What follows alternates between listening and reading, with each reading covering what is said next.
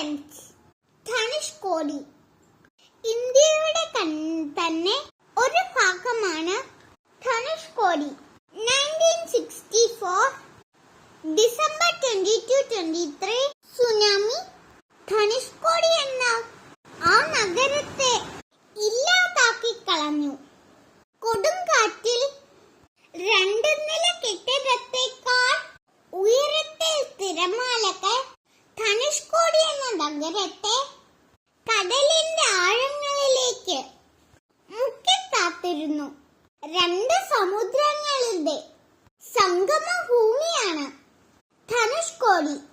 കിഴക്ക് ബംഗാൾ ഉൾക്കടലും പടിഞ്ഞാറ് ഇന്ത്യൻ മഹാസമുദ്രവും ആണ് കാണപ്പെടുന്നത്. രാമേശ്വരവുമായി ബന്ധപ്പെട്ട് ധനുഷ്കോടിക്ക് ചരിത്രപരവും ഐതിഹ്യപരവും ആയ കഥകളുണ്ട്.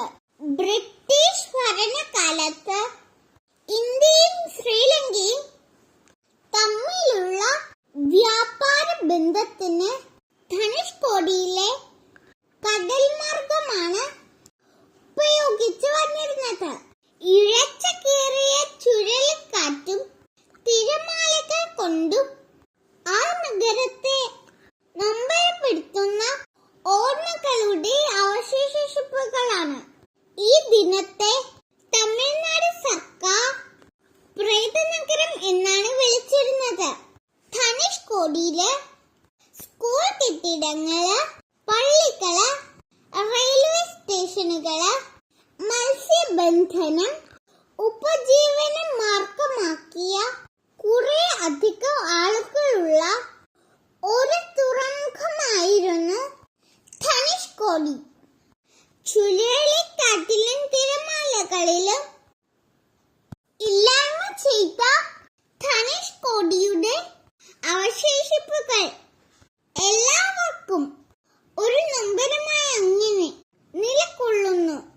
രാമേശ്വരത്ത് നിന്നും ഏതാണ്ട് 20 കിലോമീറ്റർ ദൂരെയായിട്ടാണ് ധനുഷ്കോടി കാണപ്പെടുന്നത്.